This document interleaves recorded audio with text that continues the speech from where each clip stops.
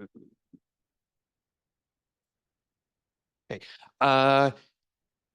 1 minute break. Have a breather.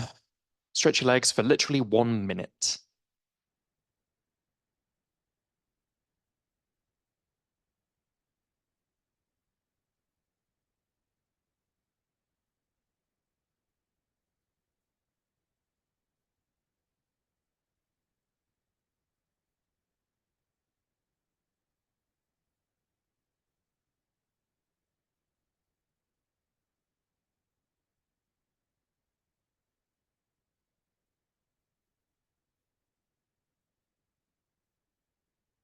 Hey, Will, can you hear me? Hi, yes, you are coming through. Are we okay to... There we go. Hello. Hi. Um, can I just double check? Are you sharing a PowerPoint with us? No, I'm just going to be reading a paper, old school. Absolutely fine. Just wanted to double check. Right. So I'm just going to rally everyone, make sure we've got everyone here. Then I will introduce you. Thanks, Will.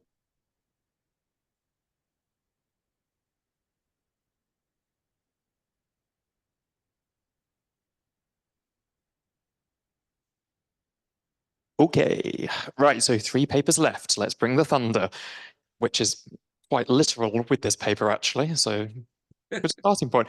Okay, so it is an absolute pleasure that I can introduce Robert T. Talley Jr., who is a professor of English at Texas State University. There's a lot of representation from Texas here today. Really, there's more than I thought, but great. Um, Lost my place. Oh, his recent books include Representing Middle-earth, Tolkien Form and Ideology, The Fiction of Dread, Dystopia, Monstrosity and Apocalypse, The Critical Situation, Vexed Perspectives in Postmodern Literary Studies, and J.R.R. Tolkien's The Hobbit, Realized History Through Fantasy. Robert, welcome. Thank you so much, and thank you, Will, and everyone involved in the organization, and thanks to everyone there. And yes, good to be joining you. I'm only about 3 hours drive away from Tim, but I never see him, so nice to see him today via Zoom. Okay, yes, Fiery the Angels Rose, the Romantic Prometheanism of Tolkien's Enemies. Um, Milton's Satan in the 17th century was hardly seen as heroic, yet in his resistance to supreme authority and his bold transvaluation of values, summed up neatly in his phrase, "Evil be thou my good," Satan emerges as a sort of tragic hero for the Romantics. Like Prometheus, whom Percy Bysshe Shelley freed from his classical bonds, Satan is a figure of noble rebellion against omnipotent force in this view. Tolkien's more satanic characters, such as Melkor, Sauron, and Saruman, do not often strike readers as heroes, yet there is a sort of Prometheanism in each. Viewed from this more romantic perspective, and by reading them against the grain of the text, perhaps, the tragic heroism of Melkor, and especially Sauron, comes through in their efforts to reshape the world, in Sauron's case, for the economic well-being of other inhabitants of the earth, as Tolkien put it. This is, of course, not to say that they become good, but rather, like the reevaluation of Milton's Satan, they become more complex figures whose eventual fall can be seen as all the more tragic and perhaps heroic. To begin, the classical Greek figure of Prometheus was rather important to many romantics, as we know. Shelley's epic drama, Prometheus Unbound, published in 1820, just 2 years after his wife's novel, Frankenstein or The Modern Prometheus, certainly sets the tone. Aeschylus's sequel to Prometheus Bound, sequels are lost. So Shelley took it upon himself to write his own modern version for his time. But in the prologue, he quickly points out that he sees no reason to follow the Greek tragedian's plan of showing Zeus's forgiveness in the unchaining of the Titan. As Shelley writes, quote, "I was averse from a catastrophe so feeble as that of the reconciling the champion with the oppressor of mankind," adding, the only imaginary being resembling in any degree Prometheus is Satan. And Prometheus is, in my judgment, a more poetical character than Satan. End quote. Transcoding this, arguably, Melkor is more like Satan, and Sauron is closer to Prometheus in this view. Sauron, as we learn, started out as the admirable Myron, a Maya of Aule, like Saruman, as it happens, and thus a craftsman and inventor by nature.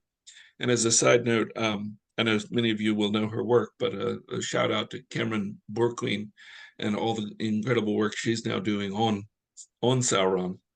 Kind of is in the background of my thinking here. We're told that Sauron abhorred chaos above all and longed to create order, and this for the general well-being of all.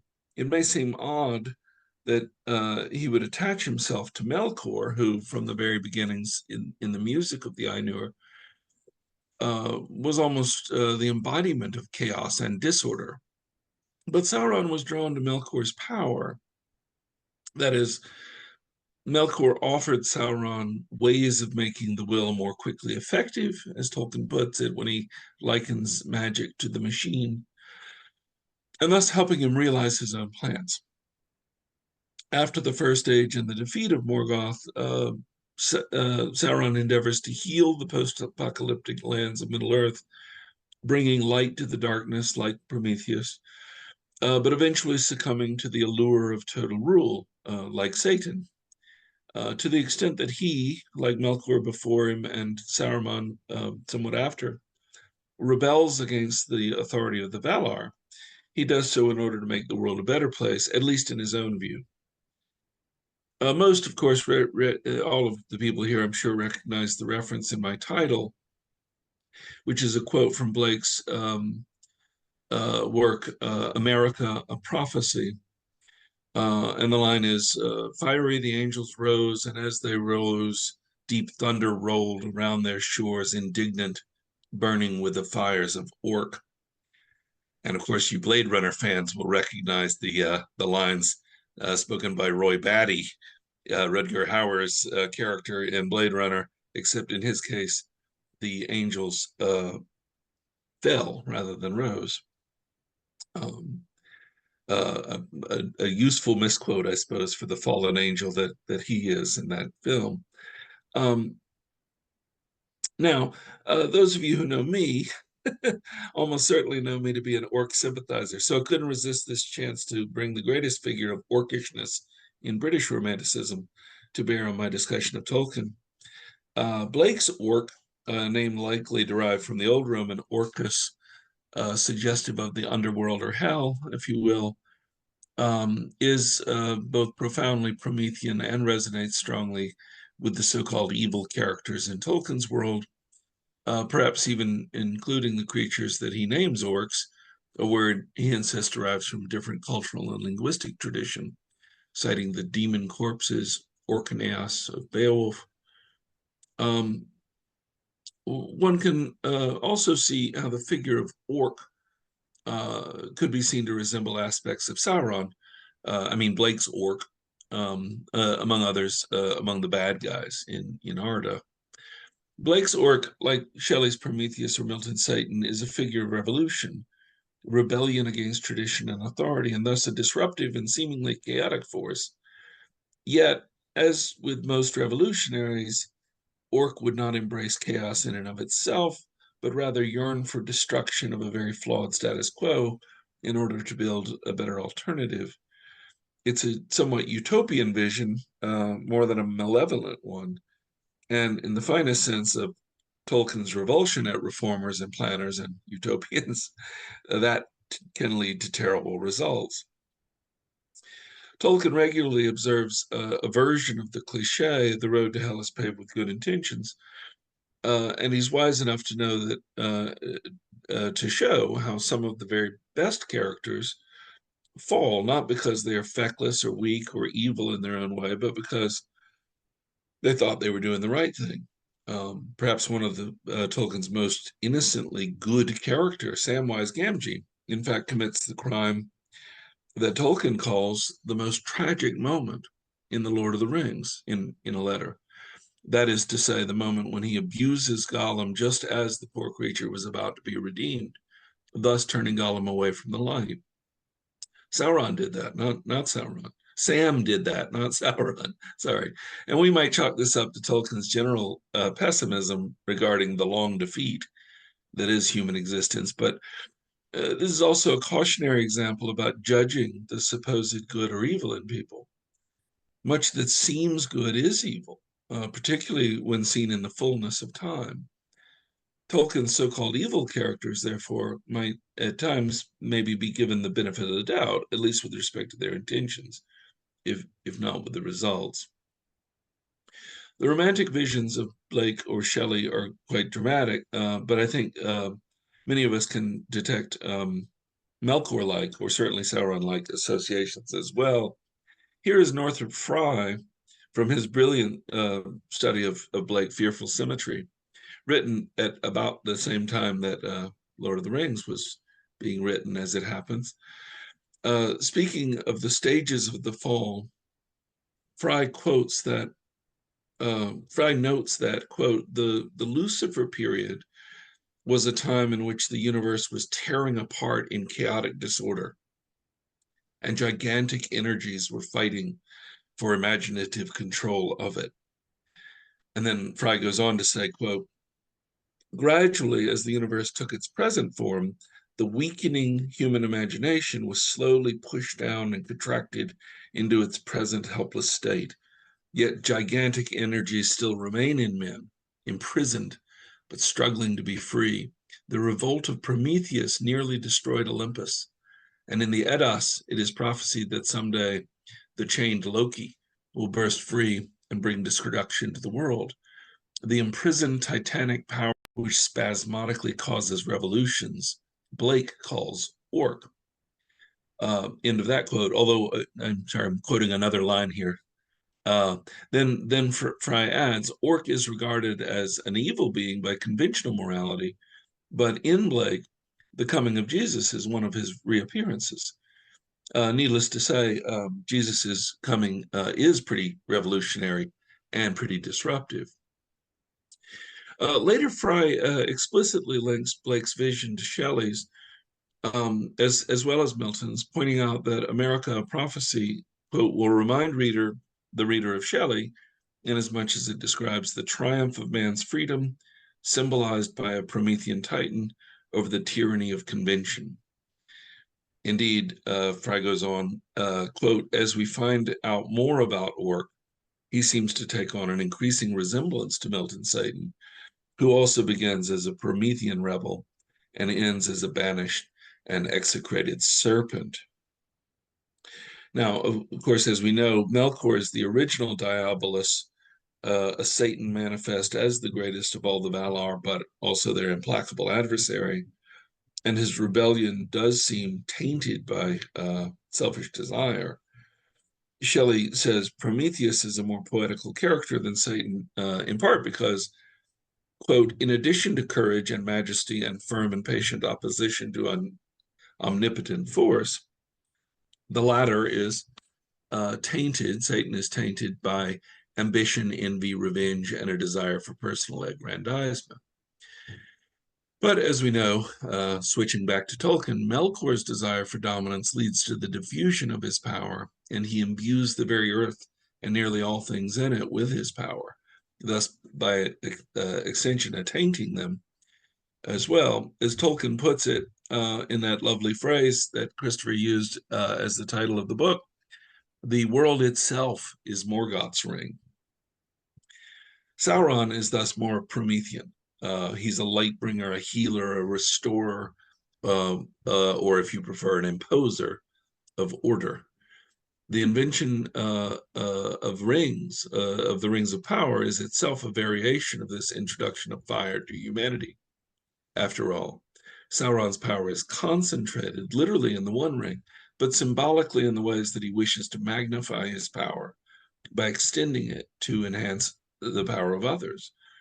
Responding to someone who wondered how a ring-wearing Sauron could have ever been defeated in combat by Gil-galad and Elendil. In the Second Age, Tolkien wrote, quote, "You cannot press the ring too hard, for it is, of course, a mythical feature, even though the world of the tales is conceived in more or less historical terms. The Ring of Sauron is only one of various mythical treatments of placing one's life or power in some external object, which is thus exposed to capture or destruction with disastrous results to oneself. If I were to philosophize this myth, or at least the Ring of Sauron, I should say it was a mythical way of representing the truth that potency, or perhaps rather potentiality, if it is to be exercised and produce results, has to be externalized, and so, as it were, passes to a greater or less degree out of one's direct control.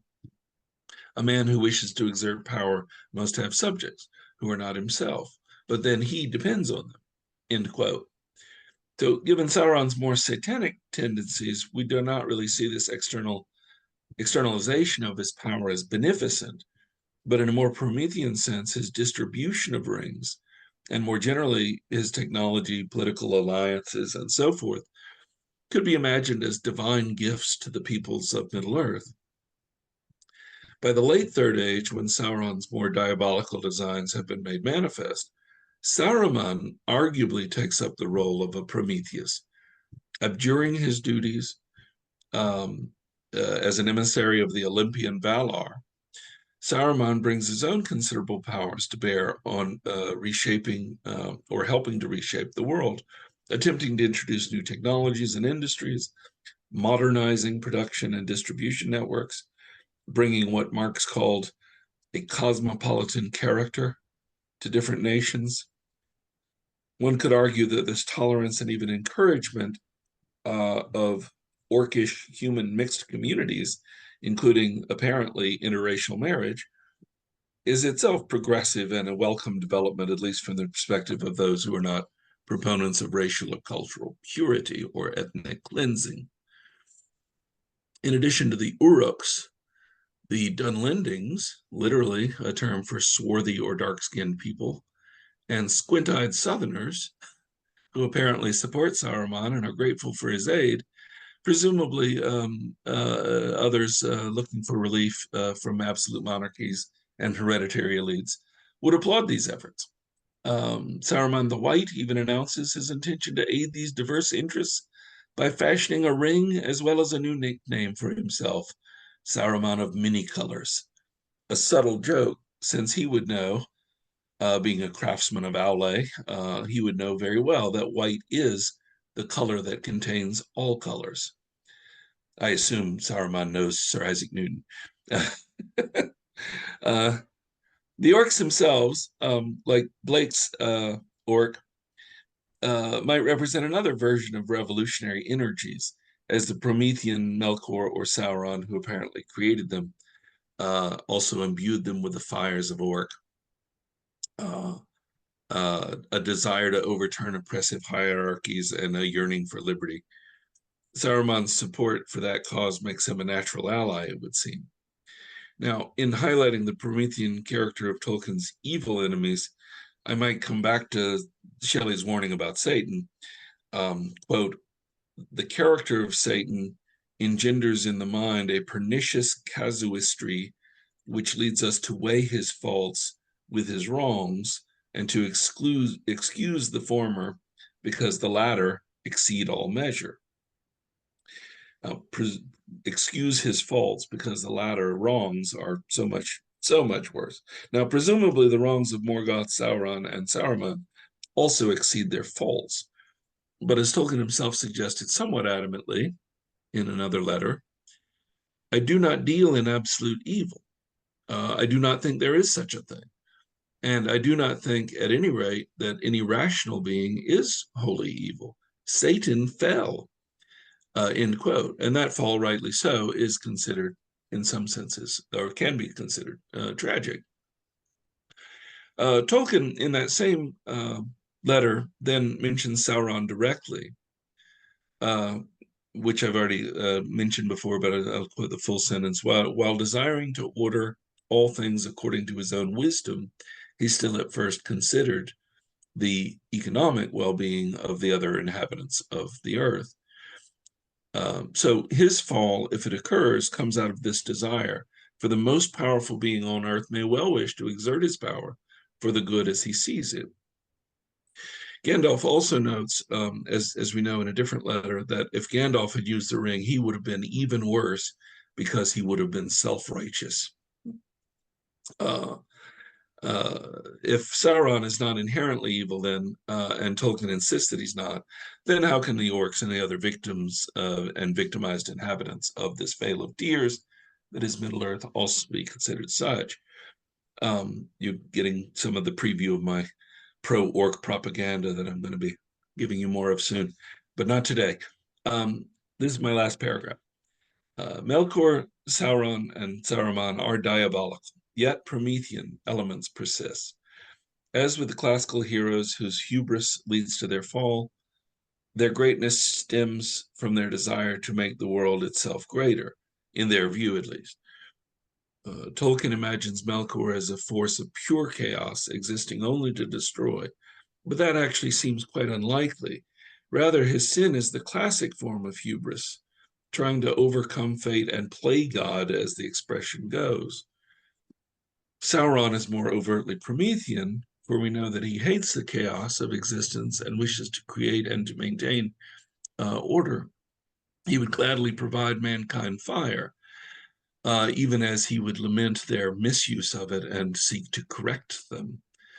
Saruman, too, who actually cites in his discussion with Gandalf knowledge, rule, and order as the very goals of the Istari, seeks the power to improve the world for its inhabitants. All fall because all require that the most powerful person rule, which ultimately means themselves, and thus they become despots. Firebringers themselves, their fates are ultimately like those all too human humans, the ones who play with fire. Thank you.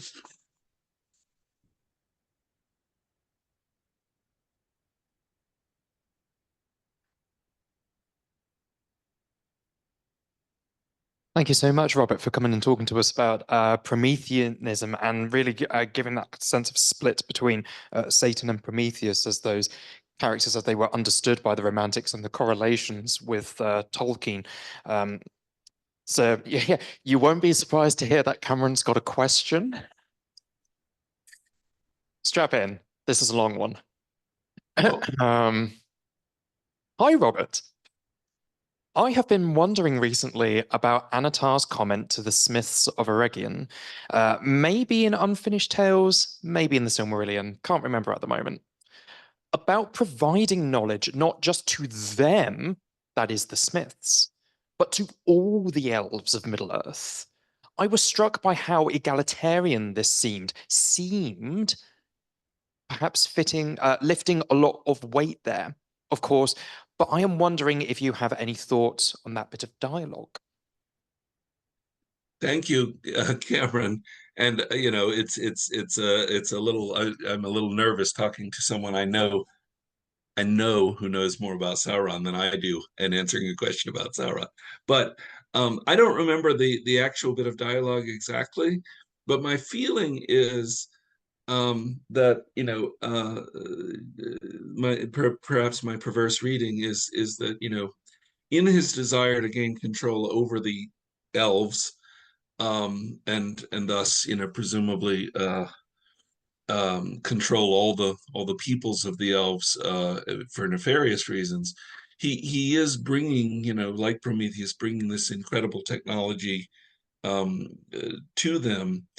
I do, you mentioned the Smiths of Eregion, who would have all been either Noldor or led by the Noldor, right? And obviously Celebrimbor especially. And I do wonder about the three elven kindreds. We never get the sense that Sauron, for example, was planning to give Thranduil one of the rings of power. Had he had the chance to get his hands on the elven rings. So I do wonder about that a little bit. But it seems that by choosing ring bearers, the ones he does give the rings to, as apparently powerful leaders who then become all the more powerful. He is trying to develop a kind of world system that again could be ordered understandably, because Sauron is a diabolical figure. That seems very ominous. He will pour darkness over the world or whatever, as that metaphor keeps being used by the good guys in the book. But at the same time, it seems like from his perspective, he wants to pour light all over the world, where he will, dissipate the chaotic energies of humans and the various things that has led to problems in the past. So presumably, it would be like and this, by the way, in the real world, I think would be all the more ominous for someone like Tolkien. It would be, again, the planners, the modernist planners who want to plan economies and build an international system. I did use the Marx phrase cosmopolitan character, and obviously internationalism was not something that, and cosmopolitanism was not something that Tolkien valued. And yet it is something that, of course, the League of Nations valued. That's something that the UN is supposed to be, these sorts of things. So I could see a sort of Sauronic element to that, but I don't know. I am not really getting at your exact question with respect to Anatar in Eregion. I'm sorry. But still a detailed question, and I think the note about Thranduil will focus a couple of years. We do have a question in the room as well. Hi, Robert. It's Mercury. So at risk of me, you, and Cameron just having a conversation about Sauron at everyone else's expense, I guess I take a sort of different perspective on it from both you and Cameron on this. And maybe I'm misunderstanding Prometheus, and please correct me if I'm misunderstanding Prometheus. But I always get the impression that Prometheus is much more about empathy. It's about, I want to give humanity this thing because they should have it. Whereas I feel personally like Sauron's motivations, even though there is a level of goodness, is like, I want to help people improve. It is very much from a narcissistic place. It's very much from a place of, this is what my vision of perfection looks like, and so I want you to have my vision of perfection. And I wonder sort of how you might interpret that within a Promethean perspective. I'm just curious. Yeah, no, I think that's very well put. I do think, we have to imagine, and all of our depictions of Sauron tend to come from his enemies. At best, we get Tolkien in letters and other things where we can get a better sense of possibly sympathizing with him. But I feel like it's kind of like, I mean, this is going to sound worse than I wanted to, because I didn't want to get into anything possibly Freudian. But like the parent who does absolutely authoritarian things, especially from the point of view of the child, but knowing it's the right thing to do, and that may cause grief and pain, and it may even be literally painful in the form of punishments or whatever, but done out of a sense of what's the right thing to do for those children in this case. And I feel like there's something like that with Sauron. I don't mean like a parent-child relationship, but once the Valar are out of Middle Earth, and pretty much, I mean, Sauron is clearly the most powerful being. He and I guess Gandalf the White are the most powerful beings, but even Gandalf the White seems to feel that he may not be as powerful as Sauron. And as such, I could imagine an idea of like a responsibility of making the world a better place, because I'm the only one with the power to really do that. And so I do think you're right. Certainly by the time we meet him in the Third Age, he has become very despotic. But I think in an earlier vision, it would be like, I need to help these poor people who are living in a terrible state of affairs. And we talked about this, I think, at the at a different conference, but especially at the end of the First Age, when we're literally told the world has been destroyed. The Second Age begins, and I think Middle Earth, at least the part of it we know, could be called post-apocalyptic. I mean, all of Beleriand is gone, and this notion of there is one creature still left in Middle Earth who might have the power to, you know, heal the world, and Sauron maybe feels that way. So I'm reading. Admittedly, I'm reading a little against the grain here to try to imagine, just put myself in his shoes. But I think, like so many evildoers, they themselves don't think they're doing evil, right? They you know, nobody seems to think that they're opposed to freedom, right? They say I'm extending freedom by making these things possible, and I suspect that that would be how Sauron felt up to a point. It's you know, again, making things orderly requires imposing a lot of order, you know, even if it means making sure you plant your crops in rows. You know, that person, the gardener, has or the seed sower has now imposed a kind of order on an otherwise natural landscape that you could, if you wanted to, criticize as being, you know, megalomaniacal. You know, how dare you tell plants how to grow, that sort of thing. So I could see even something so innocent as gardening, something Tolkien obviously does like, being considered a bad thing if you don't trust the gardener. Strong note to end on. Mercury is nodding in a very Dimitri Fimi way. Can we give Robert one more round of applause? I am honored. Thank you all.